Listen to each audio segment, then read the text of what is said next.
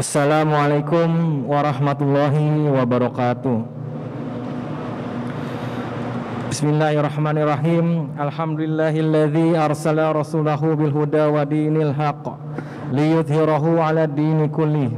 Asyhadu an la ilaha illallah wahdahu la syarikalah wa asyhadu anna Muhammadan 'abduhu wa rasuluh. Allahumma shalli wa sallim wa barik ala sayyidina Muhammad wa ala alihi wa sahbihi ajma'in, amma ba'du. Al-Mukarram, para alim ulama, bapak-bapak dan saudara, seluruh para jemaah salat Jumat yang dimuliakan oleh Allah Subhanahu wa taala. Segala puji hanya milik Allah yang telah memberikan kita berbagai macam kenikmatan. Kenikmatan iman, kenikmatan Islam, dan sehat di tengah pandemi COVID-19 yang tengah melanda negeri kita beberapa waktu terakhir. Salawat beriring salam semoga tetap tercurah terlimpahkan kepada junjungan kita Nabi besar Muhammad sallallahu alaihi wasallam, kepada para keluarganya, kepada para sahabatnya, dan kepada para umatnya yang istiqomah mengikuti sunnah-sunnah beliau hingga akhir zaman. Kami atas nama DKM An-Nur Ciputra 1 Jakarta akan menyampaikan susunan pelaksanaan ibadah salat Jumat hari ini bertepatan tanggal 9 Muharram 1442 Hijriah atau tanggal 28 Agustus 2020. Waktu azan pukul 11:56 waktu Indonesia bagian Barat. Yang bertindak sebagai khotib dan imam adalah beliau yang terhormat Al-Ustadz Ahmad Zarkalsi LC, yang alhamdulillah beliau sudah berada di tengah-tengah kita dengan tema Jumat kali ini menghindari kemunafikan dalam diri.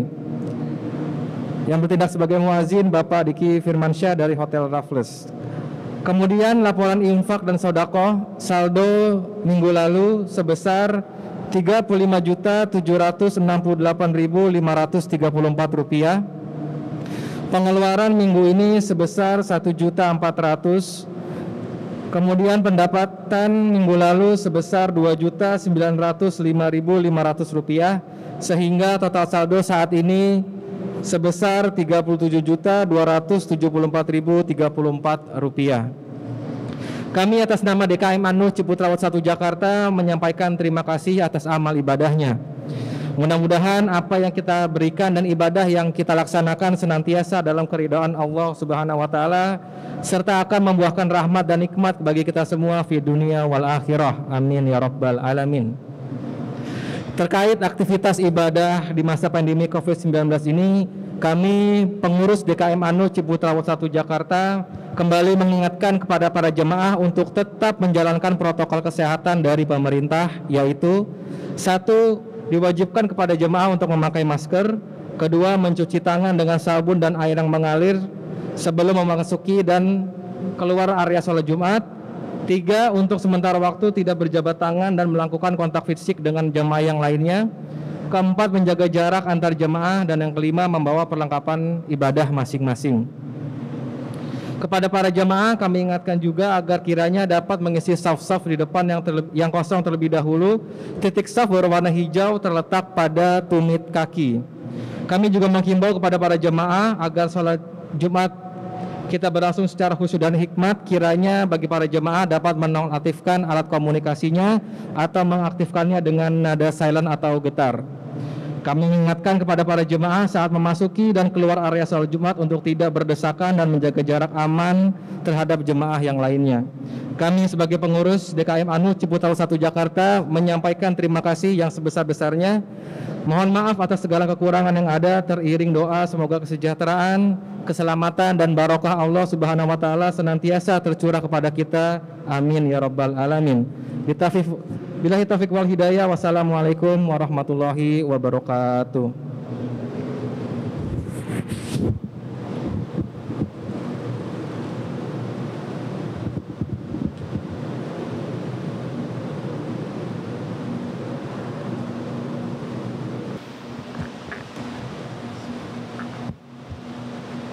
Assalamualaikum warahmatullahi wabarakatuh.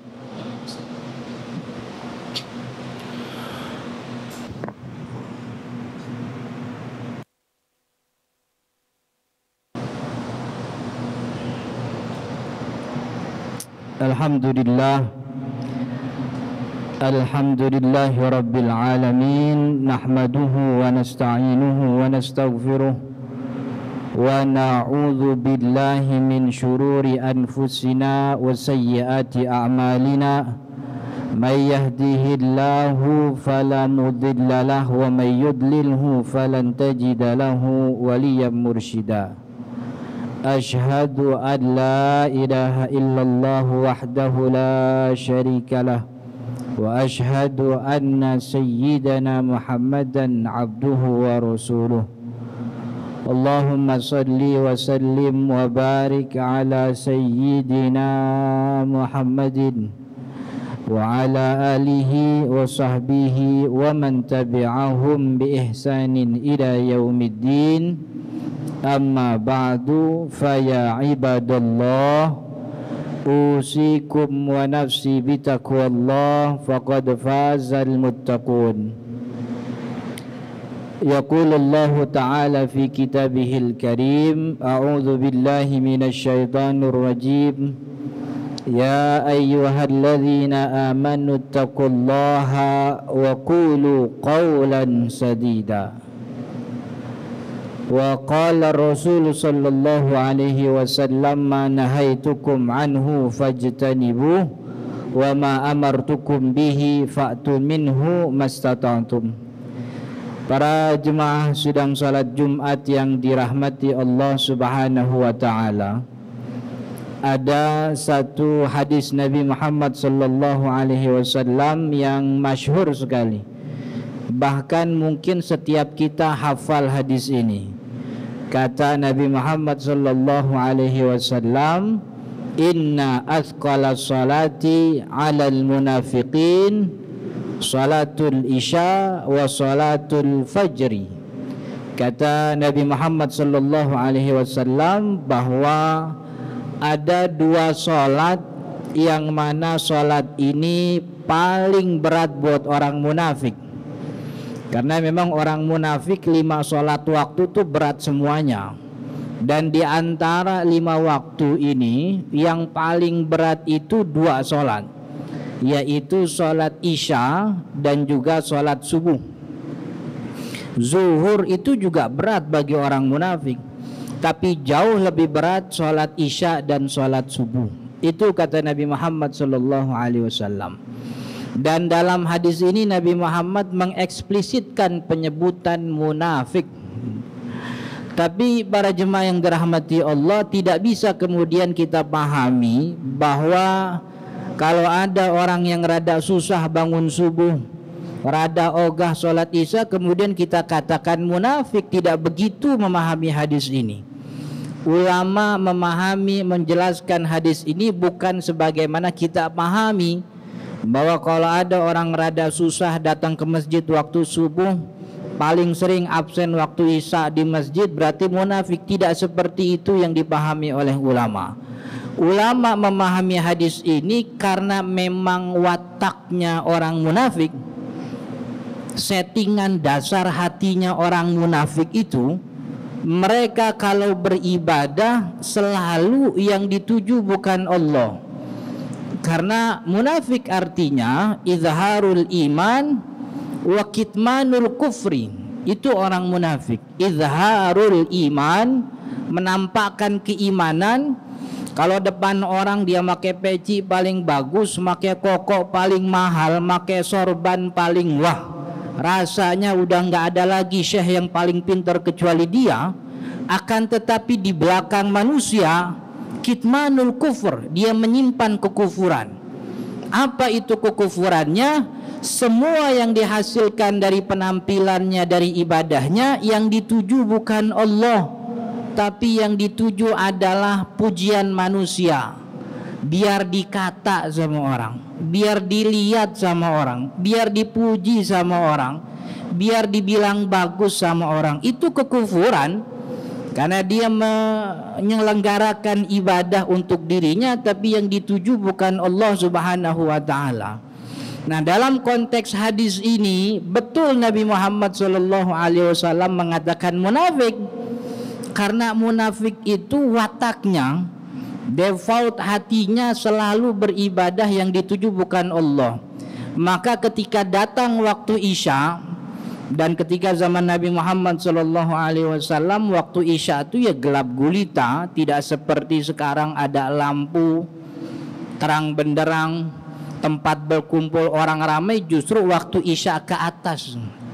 Dulu zaman Nabi Muhammad SAW mengatakan hal ini, waktu Isya itu waktu gelap gulita, di mana orang kalau keluar rumah dia nggak kenal siapa depan dia, siapa belakang dia, siapa berdiri di kanan kirinya, dia nggak tahu, saking gelapnya. Subuh juga sama, waktu ghalas terbit fajar awal waktu itu masih sangat gelap. Maka ketika datang waktu Isya dan waktu subuh, orang munafik kan mikir 17 kali buat sholat. Ngapain datang sholat Isya? Capek-capek datang gak ada yang motoin kok. Capek-capek datang kagak ada yang wawancarain kok. Sayang dong make peci mahal kalau nggak diliput media. Sayang dong make koko bagus tapi nggak disorot. Sayang dong datang ke masjid tapi nggak dilihat orang. Orang munafik berpikir begitu. Maka itu di antara 5 sholat waktu, 5-5-nya berat. Tapi yang paling berat adalah sholat Isya dan sholat subuh. Dan kemunafikan macam kayak gitu untuk konteks saat ini tidak terjadi di sholat Isya dan sholat subuh. Tapi di waktu manapun di mana kita merasa berat ibadah tanpa kelihatan orang, tapi rada semangat kalau kelihatan calon mertua, itu adalah tanda kemunafikan. Itu tanda kemunafikan. Kenapa disebut tanda kemunafikan? Karena ibadahnya tidak ada keikhlasan. Kenapa disebut tidak ada keikhlasan? Karena yang dituju dalam ibadahnya bukan Allah. Kata Imam Ali Al-Jurjani, ikhlas itu adalah tatluba li amalika syahidan ghairallah. Kamu tidak menuntut siapapun untuk jadi saksi atas ibadahmu kecuali Allah. Itu ikhlas. Allah tatluba li amalika syahidan ghairallah. Kamu tidak menuntut siapapun untuk jadi saksi atas ibadahmu kecuali Allah Subhanahu wa ta'ala. Maka konteks orang munafik dalam saat ini itu bukan lagi yang berat sholat Isya dan sholat subuh, tapi yang rada demen ibadahnya diperlihatkan orang setiap saat, itu juga namanya munafik. Karena yang dituju dalam hatinya bukan keikhlasan, yang dituju dalam hatinya bukan ridhonya Allah, tapi biar dikata semua orang. Tidak ada keikhlasan dalam hatinya. Padahal jauh hari Nabi Muhammad SAW sudah memperingati kita, yang menyelamatkan kita nanti di akhirat itu rahmatnya Allah, ridhonya Allah. Maka kalau ibadah jangan capek-capek ngurusin apa kata orang. Cukup ibadah sesuai aturan biar Allah ridho. Orang bilang bagus nggak bagus itu nomor 79. Yang sekarang kita kerjain harus berdasarkan keikhlasan, Allah yang jadi panutan. Apa kata Allah kita kerjain. Yang sekarang terjadi, kita selalu sibuk dengerin apa kata orang, pengen banget dipuji orang, takut dihina orang. Padahal pujian orang tidak bikin kita masuk surga, cacian orang gak bikin kita masuk neraka. Pujian orang gak bakal bikin kita masuk surga, cacian orang gak bakal bikin kita masuk neraka. Maka kalau terus-terusan ibadah model begini, setiap ibadah dipoto, setiap apa dipoto, dipajang biar orang like dan sebagainya, kita khawatir apa yang diancam oleh Allah Subhanahu wa taala dalam surat Hud ayat 15. Allah mengancam, kata Allah, man kana yuridul hayatad dunya wa zinataha. Siapa orang yang menginginkan dunia wa zinataha dan seluruh perhiasan dunia. Salah satu perhiasan dunia adalah popularitas. Biar dikata orang, pujian orang itu juga perhiasan dunia. Siapa yang ibadahnya tujuannya biar dapat dunia dan juga seluruh perhiasan dunia, nuwaffi ilaihim a'malahum fiha, kita tunaikan. Kata Allah, kita tunaikan keinginannya. Kalau dia ibadah biar dikasih like sama orang, kita kasih like. Kalau dia mau dapat komentar positif dari 1 juta follower, kita kasih 1 juta follower komentar baik.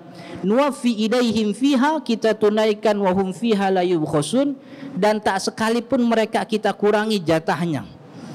Kalau emang dia minta like, kita kasih like sekian ribu kita kasih. Wa hum fiha la yubkhasun, dan tak sekalipun mereka kita kurangi. Akan tetapi di ayat selanjutnya, ayat 16, Allah mengatakan wa ulaika laisa lahum fil akhirati illan nar. Akan tetapi orang yang model kayak tadi, yang ibadahnya pengen dunia, nyari ketenaran, nyari popularitas, ulaika laisa lahum fil akhirati illan nar, mereka nanti di akhirat enggak dapat apa-apa illan nar, kecuali neraka. Bisa dapat neraka padahal udah ibadah. Kata Allah, wa habita ma sana'u, apa yang mereka kerjakan habit, itu udah tertolak. Yang dulu dia kerjain di dunia, manfaatnya udah balik buat dia. Dulu dia begini kan pengen dapat like, udah kita kasih like tuh. Dulu dia begitu biar dapat pujian orang, kita kasih pujian orang di dunia. Dulu dia begini mau dunia, udah kita kasih. Apa yang mereka kerjakan udah dapat ganjarannya di dunia, habit, maka amalnya tertolak. Wa batilum makanu ya'malun, dan amal-amal mereka batil karena di dalam ibadahnya yang dituju bukan Allah tapi manusia. Maka para jemaah yang dirahmati Allah, sekali-kali kita perlu belajar untuk mengikhlaskan ibadah kita kepada Allah Subhanahu wa taala di tengah gencaran media sosial yang membuat kita menginginkan kita, membuat kita tergiur untuk memamerkan ibadah kita. Belajar sekali-kali untuk tidak ada satupun saksi yang melihat ibadah kita kecuali Allah Subhanahu wa taala. Karena pujian manusia tidak bikin kita masuk surga, caciannya nggak bikin kita masuk neraka. Surga apa neraka tergantung Allah ridho apa enggak sama kita. Barakallahu li wa lakum fil Qur'anil azim wa nafa'ani wa iyyakum bima fihi minal ayati wa dzikril hakim. Aqulu qawli hadza wa astaghfirullahal azim li wa lakum wa lisairil muslimina wal muslimat fastaghfiruh innahu huwal ghafurur rahim. Allahumma salli wa sallim wajid wa barik ala rasulillah wa alihi al-athhar ala rasulillah wa alihi al-akhyar. Allahumma salli wa sallim ala Sayyidina Muhammad wa ala ali Sayyidina Muhammad.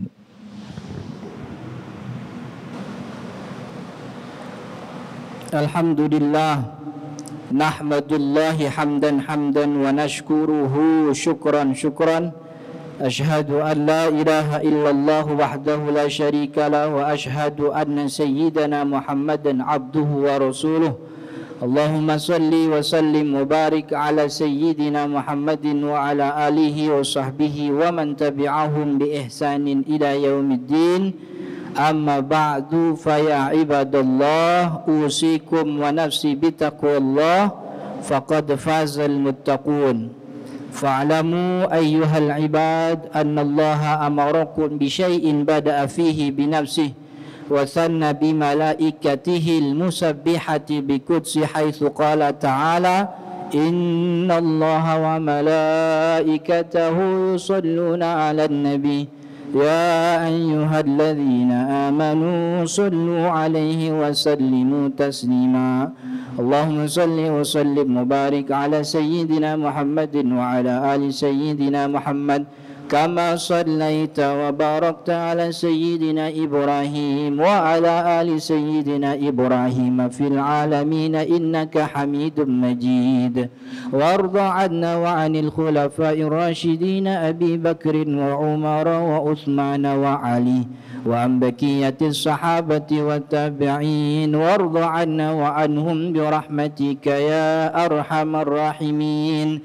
Allahumma ighfir lil mu'minina wal mu'minat والمؤمنات والمسلمين والمسلمات الأحياء منهم والأموات اللهم أرنا الحق حقا وارزقنا اتباعه وأرنا الباطل باطلا وارزقنا اجتنابه اللهم أعدنا على ذكرك وشكرك وحسن عبادتك اللهم انصر من نصر الدين واخذل من خذل الإسلام والمسلمين واجعل بلدتنا هذه إندونيسيا بلدة طيبة ورب غفور تجري فيها أحكامك وسنة رسولك ربنا آتنا في الدنيا حسنة وفي الآخرة حسنة وقنا عذاب النار عباد الله إن الله يأمركم بالعدل والإحسان وإيتاء ذي القربى وينهى عن الفحشاء والمنكر والبغي